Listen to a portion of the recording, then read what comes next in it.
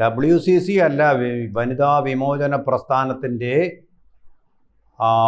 പ്രാമാണികരും അതുപോലെ പ്രയോക്താക്കളും. Mary Winston Croft എന്ന് പറയുന്ന സ്ത്രീ and vindication of the women's rights എന്ന് പറയുന്ന അവരവകാശ പ്രഖ്യാപനത്തിലൂടെ അങ്ങ് ബ്രിട്ടീഷ് സാമ്രാജ്യത്തിൻ്റെ തലയ്ക്കൽ സ്ത്രീകൾക്ക് ആദ്യമായിട്ട് ഫ്രാഞ്ചൈസ് എന്ന് പറഞ്ഞാൽ വോട്ട് ചെയ്യാനുള്ള അധികാരം കിട്ടിയത്. ഇന്ത്യയിൽ തുടക്കം മുതൽ തന്നെ 1947 മുതൽ നമ്മൾ കൊടുത്ത സാർവത്രികമായിട്ടുള്ള വോട്ടവകാശം പുരുഷ സ്ത്രീ ഭേദമന്യേ. ബ്രിട്ടനിൽ വരാൻ എത്ര വർഷമെടുത്തു? അങ്ങനെ പോരാടിയ ധാരാളം ആളുകൾ ലോകത്തിൻ്റെ നാനാഭാഗങ്ങളിലുണ്ട്.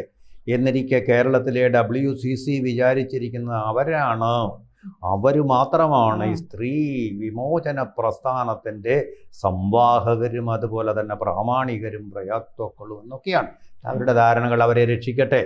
ഞാനൊരു കാര്യം പറയാം തന്നെ, ഈ ഭാഗ്യലക്ഷ്മി ഉൾപ്പെടെയുള്ള WCC ഉൾപ്പെടെയുള്ള ആൾക്കാർ സംരക്ഷിക്കുന്നത് ആരുടെ അധികാരങ്ങളാണ്, ആരുടെ അവകാശങ്ങളാണ്?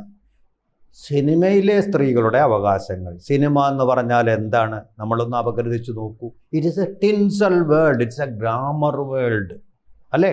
സംശയമുണ്ടോ? ഇല്ല. പാവപ്പെട്ട തെരുവോരത്ത് കിടന്ന് കല്ലടിച്ചു കൂട്ടി ചങ്കു പിളർന്ന് ക്ഷയം ബാധിച്ചു മരിക്കുന്നവരുടെ സംവേദനങ്ങളും വേദനയും അവർ ഉൾക്കൊള്ളുന്നുണ്ടോ? ഒരു WCC എങ്കിലും. അവിടെ മംഗളത്തിൽ അജിത് കുമാറിന് നേരെ പ്രകടനം നടത്താൻ പോയി കുറേ സ്ത്രീകൾ. അവരാരെങ്കിലും, പാവപ്പെട്ട സ്ത്രീകൾ സ്വന്തം വീടുകളിൽ അനുഭവിക്കുന്ന ഗാർഹിക പീഡനങ്ങളുടെ വേദനകൾ ആരെങ്കിലും ഉൾക്കൊള്ളുന്നുണ്ടോ? സിനിമയിൽ ആരെങ്കിലും അത് ഉൾക്കൊള്ളുന്നുണ്ടോ? നമ്മുടെ സിനിമകളല്ല എന്താണ്, ഞാൻ പറയുന്നതിൽ ക്ഷമിക്കണം, മഹാനടന്മാരുടെ മഹാനൃത്തങ്ങളും അതിനൊപ്പം താളം തുള്ളുന്ന സ്ത്രീകളും അടങ്ങുന്നതല്ലേ?